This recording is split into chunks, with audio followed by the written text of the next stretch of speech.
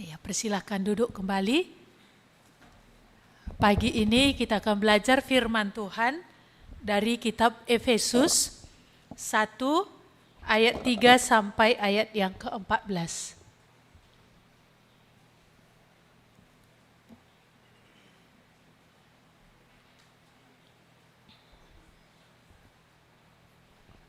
Efesus 1 ayat 3 sampai 14. Saya akan bacakan untuk kita semua.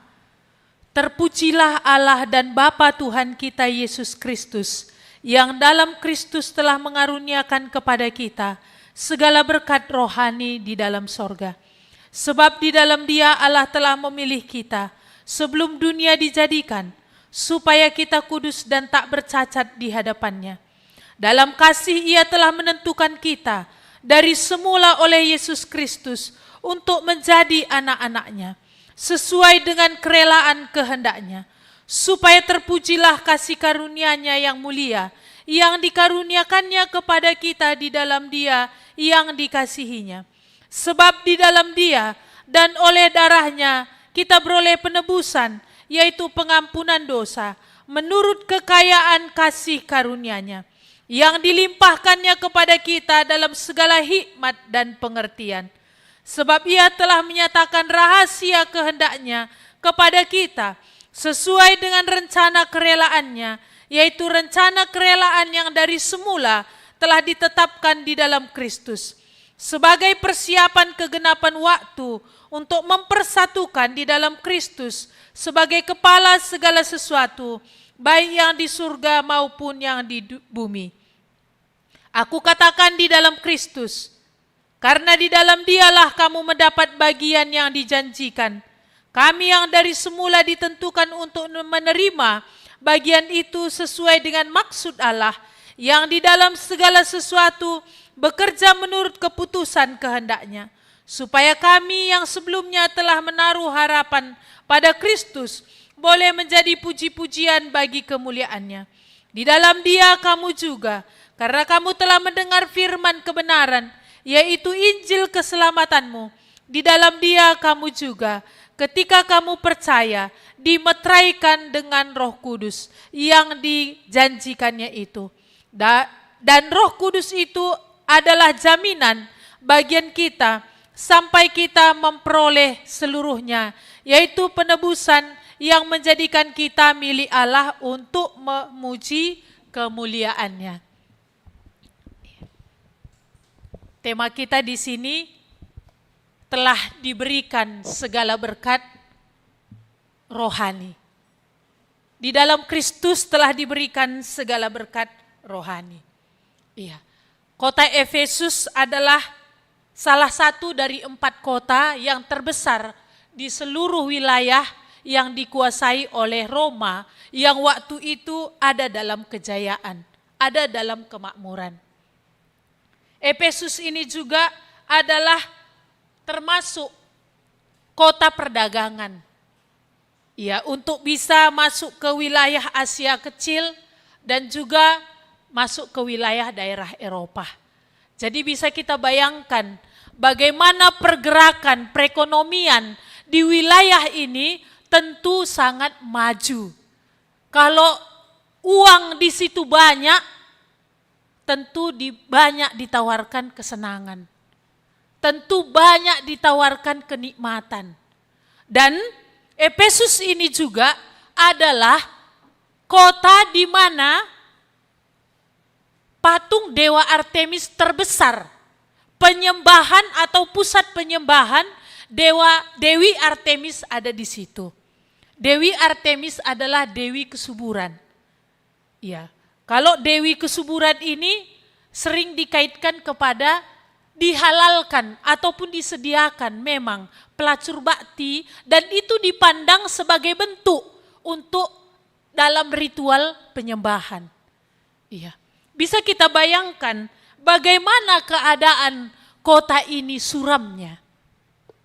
Dari sudut pandang Tuhan, walaupun dari sudut pandang dunia, betapa ini gemerlap dan menyenangkannya. 2 sisi pandangan yang berbeda. Iya. Maka gak heran kalau di dalam pasal 2 ini, Paulus kembali mengingatkan orang Efesus, siapa mereka dahulu. Kamu dahulu mati. Gak ada lagi kata-kata yang artinya gak ada lagi keadaan lebih berat menggambarkan selain daripada kematian. Kamu dahulu mati karena pelanggaran-pelanggaran dan dosa-dosamu. Ya. Termasuk ketika Paulus memulai pelayanan di Efesus ini, dia dihadapkan kepada kesulitan.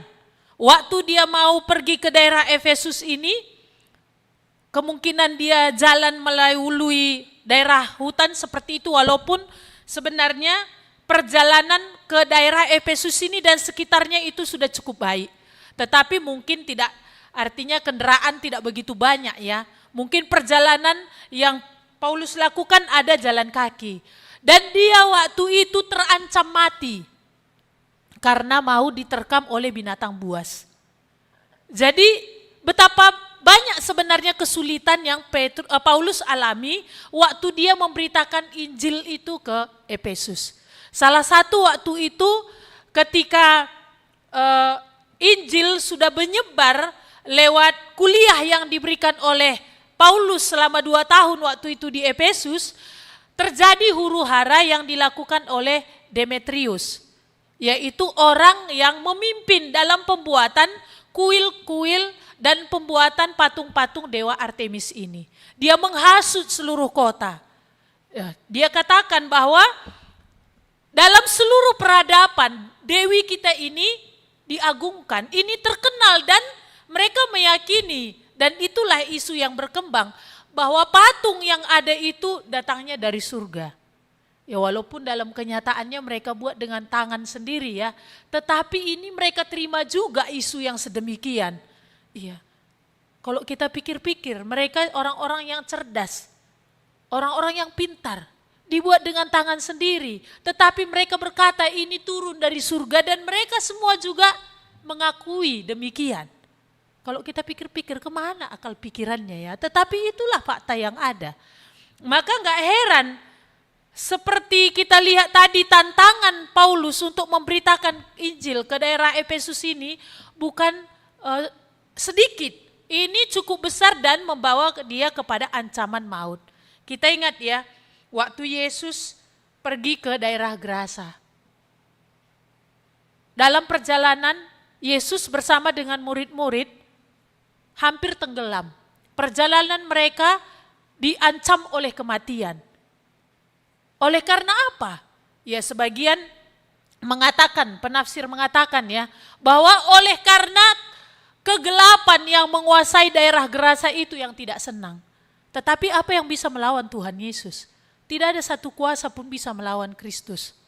Sehingga apa? Mereka juga tiba di daerah Gerasa itu dan menyelamatkan satu orang gila yang bagi dunia sudah sampah.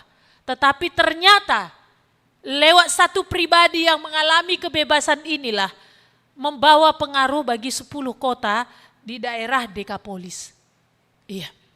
Maka di sini pun kita melihat bagaimana Efesus ini benar-benar Yohanes sendiri mencatat bahwa mereka adalah orang-orang yang waktu itu secara rohani pun menjadi termasyur. Kalau di surat di surat Paulus ini dikatakan iman mereka terdengar, iman mereka menggema.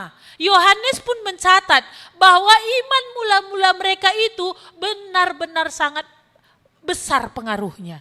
Walaupun memang kemudian kasih mula-mula itu semakin redup. Tetapi kita melihat apa yang Paulus katakan tadi di sini di ayat 3. Terpujilah Allah dan Bapa Tuhan kita Yesus Kristus. Mengapa pujian Paulus sedemikian besar? Ketika dia mengingat Efesus. Ketika dia mengingat orang-orang percaya yang ada di Efesus. Dia mengingat masa lalu. Wilayah ini adalah wilayah di mana kegelapan itu bertahta. Wilayah ini adalah wilayah di mana dosa itu memang merajalela. Wilayah ini adalah wilayah di mana kesuraman secara rohani itu memang jelas-jelas nyata. Tetapi Injil yang adalah kekuatan Allah membawa pengaruh dan membuat satu dobrakan besar terjadi di sana. Dimulai dari hanya 12 orang yang percaya. Hanya 12 orang di kota itu yang percaya awalnya. Tetapi ini sungguh berpengaruh besar karena iman mereka yang nyata. Jadi di sini Paulus ingatkan mereka di pasal 2 ini ya. Kamu dahulu mati karena hidup dalam pelanggaran dan dosa-dosamu. Kamu mengikuti jalan dunia ini. Ya gimana dunia pada masa itu gitu dulu kamu. Kamu ikut penguasa kerajaan angkasa. Jadi apa yang tersisa dalam diri mereka yang tidak dijajah? Tak ada. Tetapi apa yang baik yang datang, siapa yang mengerjakan? Maka di sini tadi kita melihat, terpujilah Allah, Tuhanlah yang mengerjakan yang baik itu dalam dirimu. Tuhanlah yang mengerjakan keselamatan itu dalam dirimu. Tuhanlah yang mengerjakan pembebasan. Tuhanlah yang mengerjakan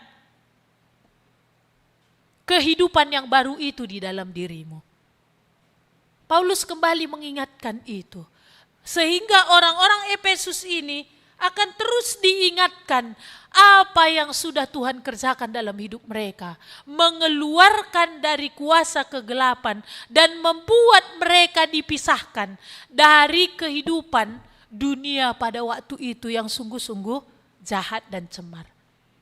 Maka di sini tadi dikatakannya, terpujilah Allah Bapa, Tuhan kita Yesus Kristus yang dalam Kristus telah mengaruniakan kepada kita segala berkat rohani yang dari surga. Di dalam Kristus ini sudah tumpah semua, Tuhan bilang.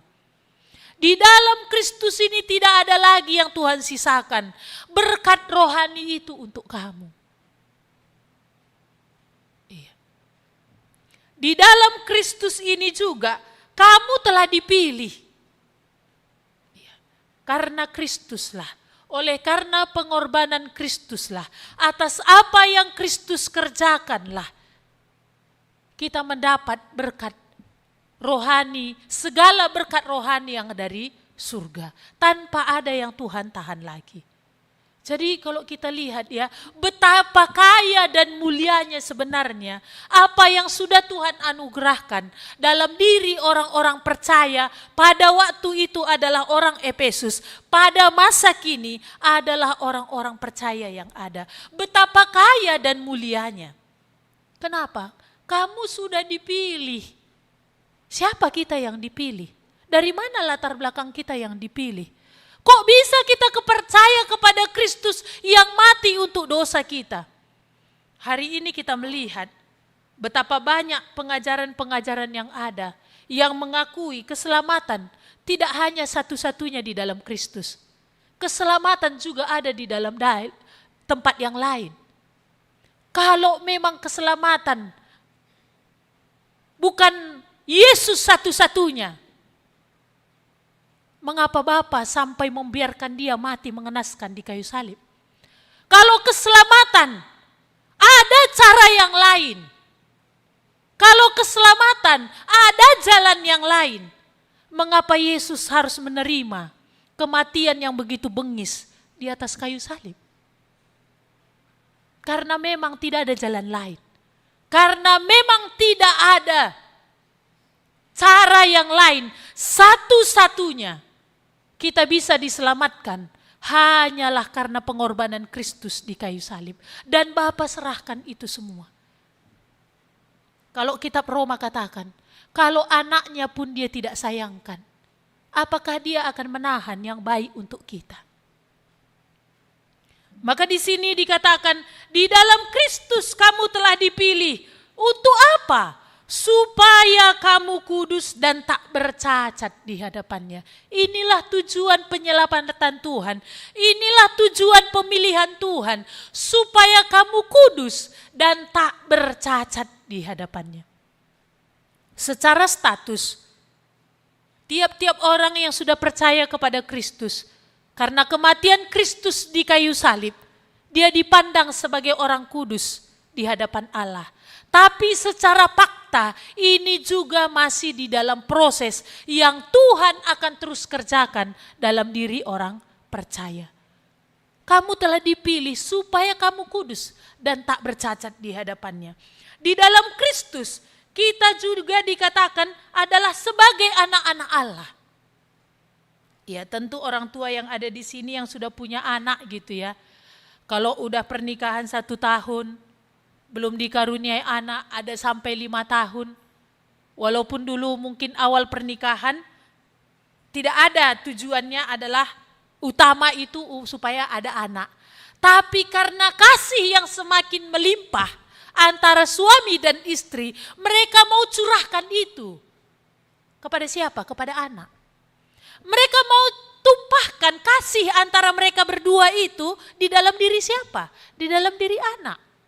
Makanya gak heran kalau seorang ayah dan ibu itu bagaimana sebagai bentuk kasihnya tadi dia terlihat apa yang dia buat dalam diri anaknya. Kalau kita pikir-pikir ya, punya anak itu bikin repot loh. Ya makanya hari ini karena makin egoisnya dunia, makin terkikisnya kasih, ada banyak yang sampai gak mau menikah lagi. Bukan karena memang itu karunia Tuhan, dia memilih. Kenapa? Repot, susah. Ya memang sebenarnya punya anak kan repot. Rugi terus kan? Bahkan jangan-jangan rugi sampai mati. Kenapa? Korban terus, berkorban dan berkorban terus. Iya kan banyak ya sampai bercucu bercicit pun masih korban terus gitu ya. Iya. Kenapa? Dulu anak yang dijaga, sekarang cucu yang dijaga, kalau sampai nanti dia bercicit, cicit juga dijaga. Ya walaupun banyak juga yang berharap ketika dia punya anak, dia nanti yang akan ditimang-timang di masa tua. Tapi ini sering kali jauh panggang dari api. Yang kebanyakan itu apa? Berkorban. Tapi apakah orang tua yang benar-benar mengasihi itu sesuatu yang melelahkan? Ya pasti ada kelelahan itu. Tetapi dalam kelelahan itu mereka juga punya sukacita. Karena ini mereka lakukan dengan kasih. Itulah yang Allah kerjakan di dalam Kristus. Kita diangkat menjadi anak itu semata-mata karena apa? Bukan ada sesuatu yang dalam diri kita yang baik. Tidak. Tetapi dikatakan tadi di sini, apa dia bilang? Di dalam kasih ia telah menentukan kita dari semula oleh Yesus Kristus untuk menjadi anak-anaknya.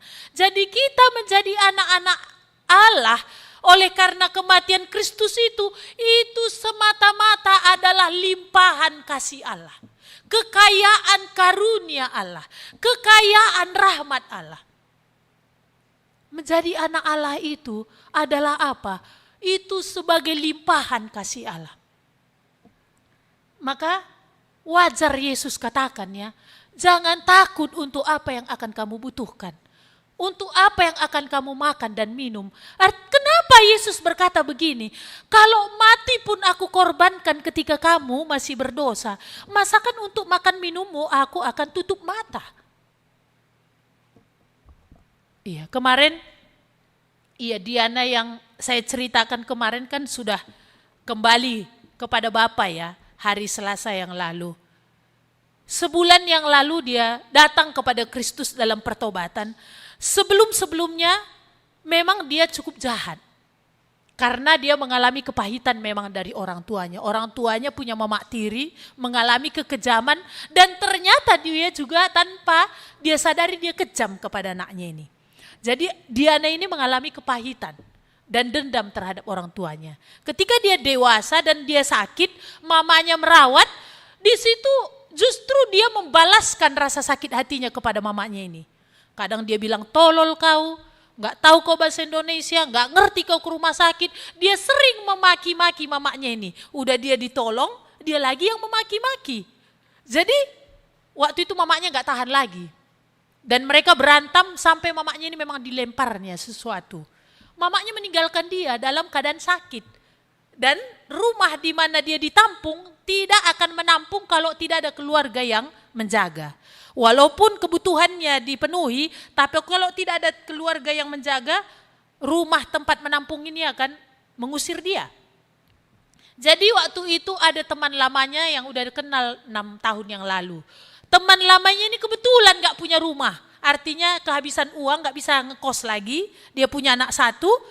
Kebetulan pula kehilangan pekerjaan. Jadi karena kondisi si Diana waktu itu masih, artinya dia bisa mengurus diri sendiri, temannya ini mau kan, saling menguntungkan. Kau ada di sini seperti kau penjaga aku, padahal aku bisa mandiri. Mereka cocok dan mereka tinggal dan diperbolehkan. Ternyata kondisinya semakin buruk. Seminggu setelah temannya ini datang, ternyata kanker itu sudah metastase sampai ke kepala. Sudah bolak-balik rumah sakit. Temannya ini akhirnya angkat tangan, dia nggak nyangka kondisi Diana ini seperti ini buruknya. Akhirnya apa? Dia tinggalkan. Tapi akhirnya kan rumah yang menampung dia pun harus mengeluarkan. Kemana? Tapi seminggu sebelum kejadian itu dia memang udah datang kepada Tuhan. Dan setelah kejadian itu dia bilang apa? Tuhan, aku serahkan hidupku kepadamu, terserah engkau. Dan waktu itu dia bilang, Kak, aku gak ada ketakutan. Dan dia tinggal di rumah temannya yang sama-sama penderita sesama dia, numpang. 2 hari sudah ngomel-ngomel suaminya. Karena suaminya juga hanya tukang becak. Dia bilang apa? Usir itu.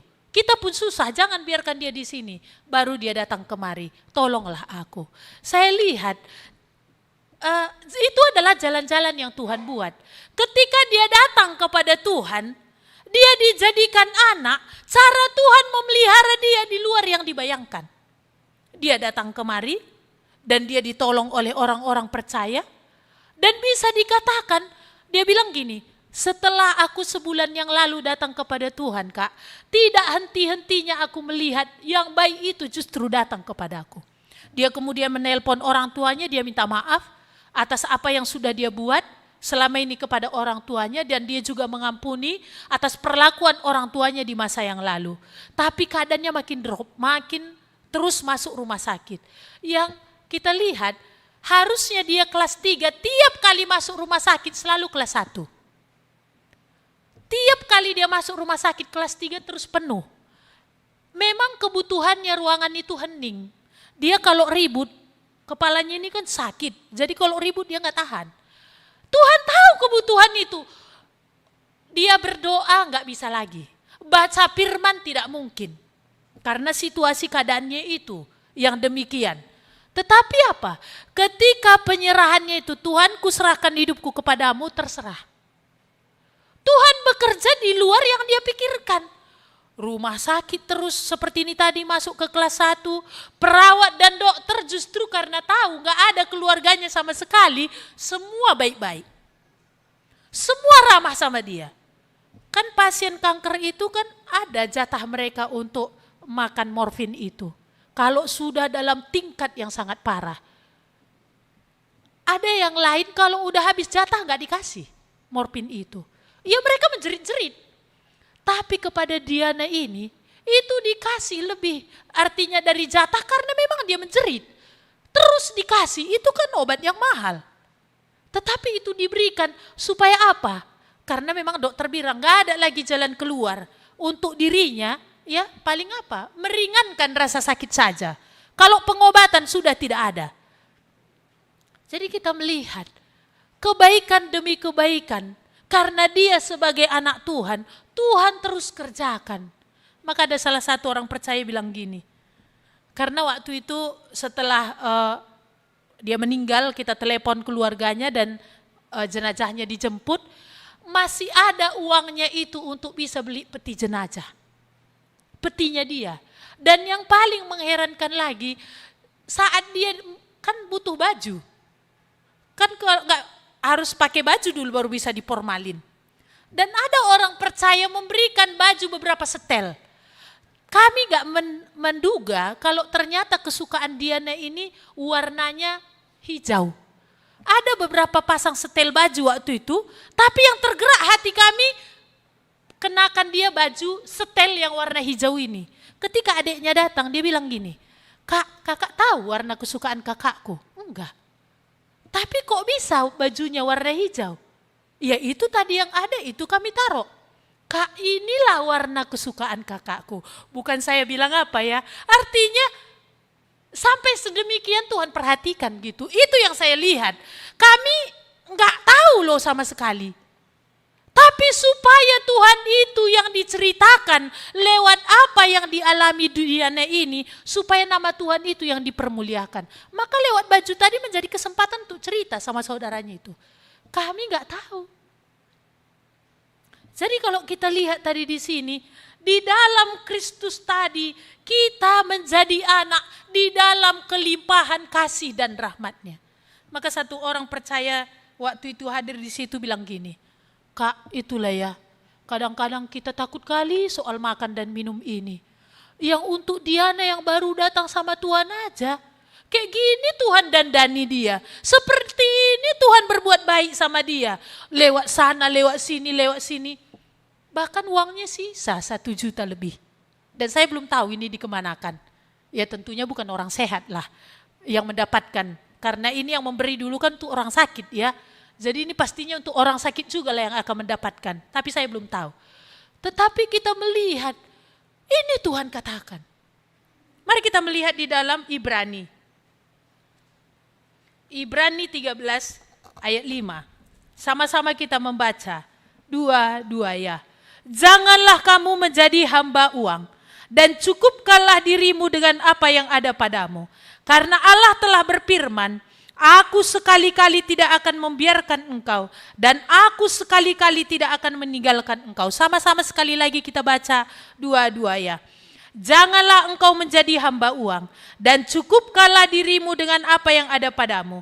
Karena Allah telah berfirman, Aku sekali-kali tidak akan membiarkan engkau, dan aku sekali-kali tidak akan meninggalkan engkau." Tuhan bilang apa? Jangan kamu menjadi hamba uang. Yang justru uang itu membawa hatimu kepada kejahatan. Uang itu membawa kamu kepada tidak mengenal belas kasihan. Kalau kamu diperhamba. Tuhan bilang, "Aku sekali-kali tidak akan meninggalkan engkau." Ketika menjadi anak, di dalam Kristus tadi kita menjadi anak, Tuhan bilang apa?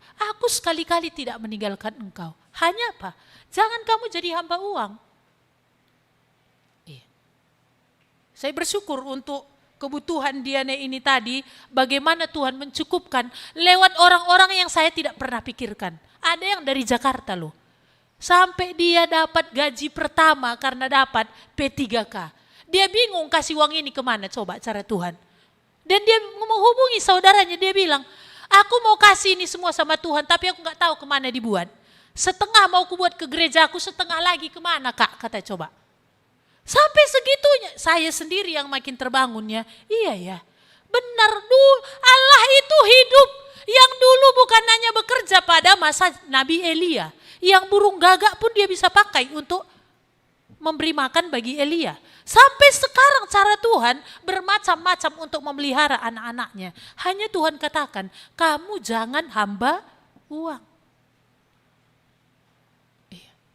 Yang membawa kepada hati yang jahat. Apalagi berkat rohani yang Tuhan berikan kepada orang-orang percaya di ayat yang ke-7. Di dalam Dia dan oleh darahnya kita beroleh penebusan, yaitu pengampunan dosa menurut kekayaan kasih karunia-Nya. Di dalam Dia. Di dalam Dia terus itu dikatakan. Di dalam Dia kamu dipilih. Di dalam Dia kamu menjadi anak. Di dalam Dia kamu mendapatkan penebusan dan pengampunan dosa. Di dalam Dialah kita semakin dikuduskan untuk tak bercacat di hadapannya. Di dalam Dia. Di dalam siapa? Kristus. Di dalam firman-Nya. Kristus adalah firman yang hidup. Alkitab ini firman yang tertulis. Di dalam inilah kita. Apa yang menjadi tujuan Tuhan itu tadi akan jadi. Tak bercacat dan Dikatakan tadi kudus dan tak bercacat di hadapannya. Apakah ini yang terus menjadi perjuangan kita dalam kehidupan sehari-hari? Membenamkan diri di dalam Dia. Membenamkan diri terus di dalam firman-Nya. Walaupun tak seperti apa dunia ini mau kembali merongrong kita, kekuatan untuk kita tak bercacat dan kudus itu ketika terus membenamkan diri di dalam firman, di dalam Kristus itu. Iya. Maka kita lihat lagi apa yang dikatakan di ayat 13. Saya bacakan, di dalam Dia kamu juga, karena kamu telah mendengar firman kebenaran yaitu Injil keselamatanmu. Di dalam Dia kamu juga, ketika kamu percaya, dimeteraikan dengan Roh Kudus yang dijanjikannya itu. Di dalam Dia kita menerima Roh Kudus sebagai meterai. Iya, gereja ini ada suratnya dan dicap dengan meterai. Siapapun gak bisa menggugat bahwa ini adalah milik GKMI, milik Sinode GKMI. Ya, kalau muncul pun nanti saudara-saudari ibu ini kemudian yang sekolah bagian hukum, dia mau bilang, oh itu dulu bibiku di situ. Kan gitu ya. Itu dulu perjuangannya dia. Maka itu harusnya sama kami. Karena banyak yang seperti itu gereja-gereja yang ada ya. Kita bersyukur ibu dari awal mencegah ini terjadi, maka dari awal dibuat ini menjadi apa? Milik Sinode GKMI dengan meterai. Siapa yang bisa gugat? Gak ada lagi bisa gugat. Gak ada satu jemaat ini pun akan berkata, uangku dulu paling banyak di sana, maka ini cocok sama aku. Karena ibu gak ada lagi, gak ada satu orang pun bisa menggugat. Kenapa? Kalau tidak ada tadi meterainya, itu bisa saja. Tetapi karena sudah ada meterainya, mau siapapun bangkit tidak akan bisa menggugat lagi. Roh Kudus, Tuhan katakan sebagai meterai, yang kalau surat itu apa ya, nempel kali meterainya ya. Kalau dikoyak, diambil meterai itu, kertas ini pun terkoyak. Gitu. Seperti itulah nempelnya. Bukan hanya berbicara keabsahan daripada surat itu, benar-benar secara hukum ini kuat, tapi ini menunjukkan kesatuan yang gak akan bisa dipisahkan oleh apapun. Itulah yang tinggal dalam diri orang percaya. Roh Kudus. Yang menjadi penghibur, yang menjadi penolong. Ya, saya ingat waktu yang meninggal ini tadi gitu ya. Ketika dia sadar, dia akan bilang, Kak, ibadah kita.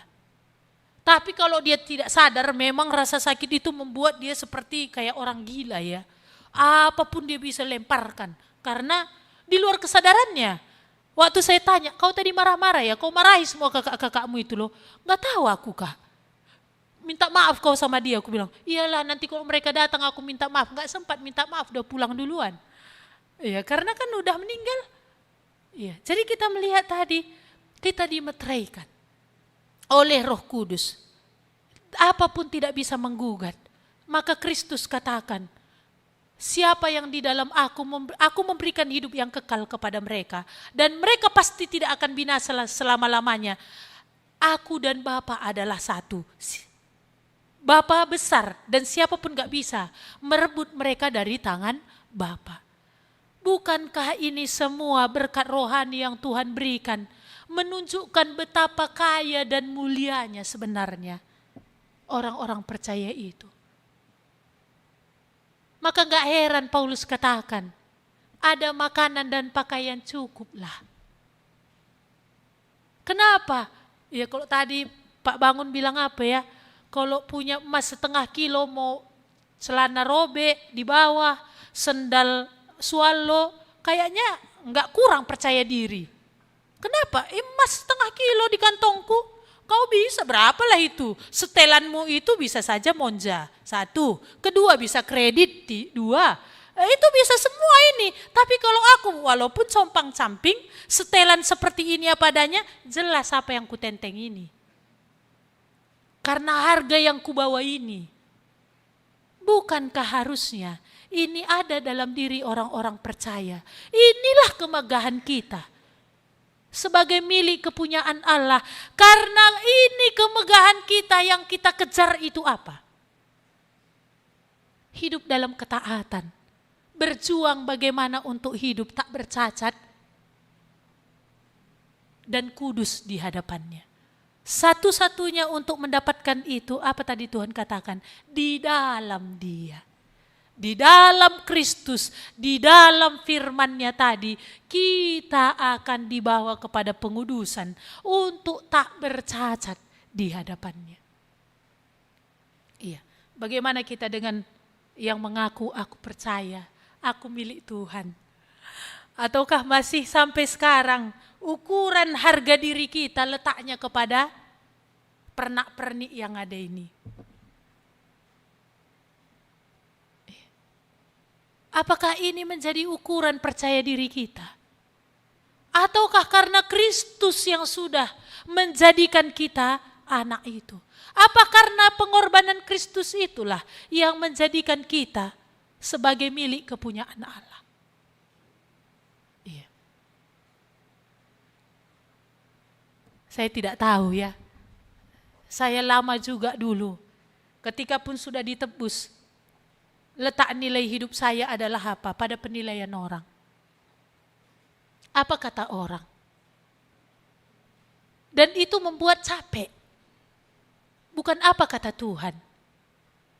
Iya. Maka Tuhan berfirman waktu itu, kau berharga di mataku, mulia. Aku mengasihimu. Kalau dunia ini menganggap kau berharga, itu pasti ada sesuatu di dalammu yang dia nilai. Tapi aku menerima kamu apa adanya. Dan itu cukup membuat letak di hati ini. Iya, aku berharga dan mulia. Bukan membawa kepada kesombongannya, tetapi ini membawa kepada apa? Letak hati ini mempercayai Tuhan. Letak hati ini untuk bersandar kepada Tuhan. Betapa di sini tadi dikatakan sudah dikaruniakan kepada kita segala berkat rohani yang dari surga di dalam Kristus. Maka ini yang Paulus ingatkan kepada orang-orang Efesus itu, sekalipun kamu menerima tekanan, sekalipun dari pemerintahan, kamu dipersulit oleh karena imanmu dalam banyak hal, harusnya ini menjadi kebanggaanmu. Maka dikatakan di dalam 2 Efesus 2 ayat 10, mari kita baca bersama-sama. Efesus 2 ayat 10, 2 ya. Karena kita ini buatan Allah, diciptakan dalam Kristus Yesus untuk melakukan pekerjaan baik yang dipersiapkan Allah sebelumnya.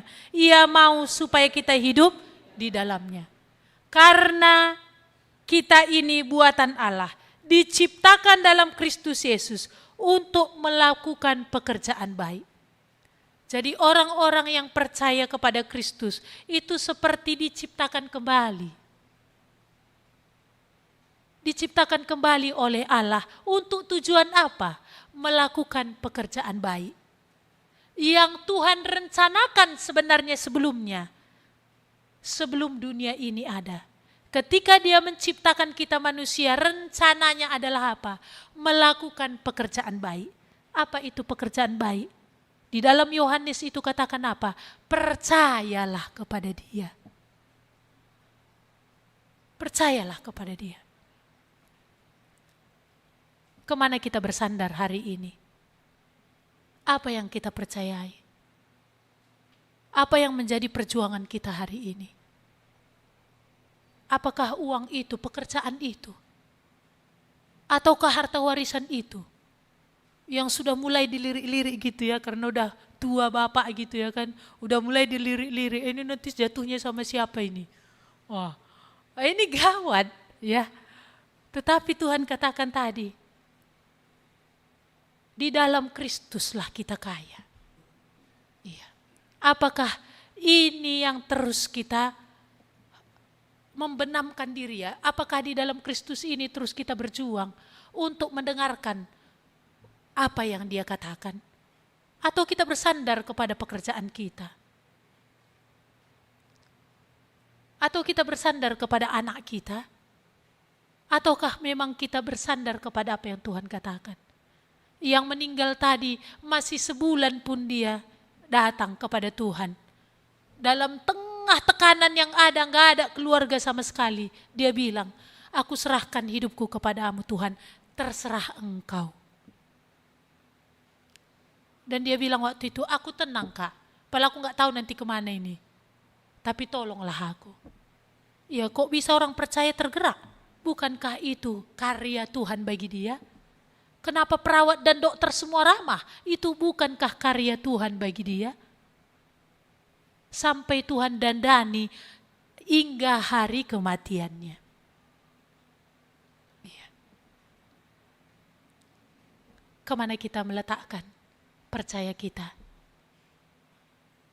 Kemana kita bersandar selama ini? Apakah kita melihat betapa kaya, betapa mulia apa yang Tuhan kerjakan dalam diri orang-orang percaya? Mari kita berdoa.